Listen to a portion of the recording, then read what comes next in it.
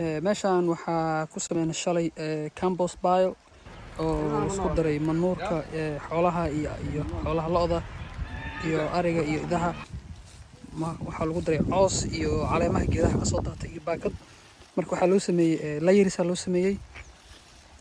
dabaqado camal loor manuur marka lagu shubo waxaa lagu shubaa loor maxal lahaa oo coos iyo caleemaha geedaha ka soo daatay iyo baakadaha saasaa lagu wadaa marka kadib marka nidaamkan waxaa la raacaa marka nidaam waxaa la raacaa oo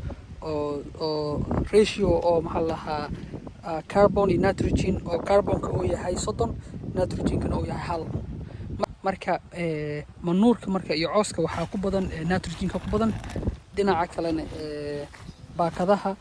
iyo qashinka oo geedaha ka soo daatana waxaa ku badan carbonka kadib markay wada falgalaan markaas waxaa ka dhalanayso inay isku milmaan ayaga dhan shalay hadda sameynay maxaa la baylka compost baylka shalay sameynay marka 5 maalin kadib insha Allah waxaa la sameynaa waa la isku gedinaa qaybta hoos jirta kor la marsiinaa qaybta kor jirtana hoos la marsiinaa kadib marka waxaa loo bilaabaa marka in maalin kasta la cabiro maxaa lahaa temperature laga cabiro maalin kasto marka waxaa la rabaa inay gaarto 15 maalin heerkulka inay gaarto 65 celsius inay gaarto marka muhiimadu maaha marka inay isku wada xignaato 15 maalin waxaa laga yaabaa maalin inuu gaaro 65 kadib hoos u soo dhaca marka hoos u soo dhaca marka waa ka dhaafaysaa kadib waa gedinay marka gedisid way karsamay markay karsanto haddana temperature-ka haddana wuxuu aadaa kor aadaa ilaa 65 celsius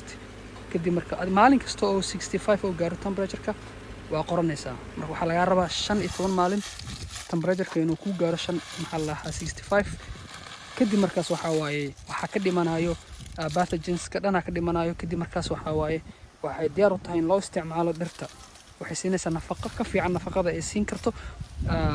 fertilizer-ka oo dibadaha laga keeno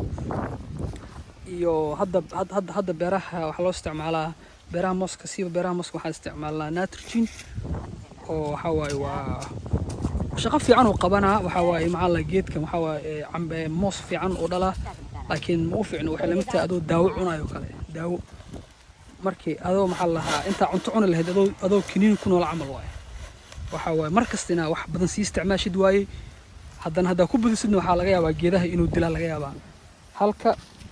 organic compostkana oo carrada geedka halahu rabo bisoo kala soo baxaa inta kale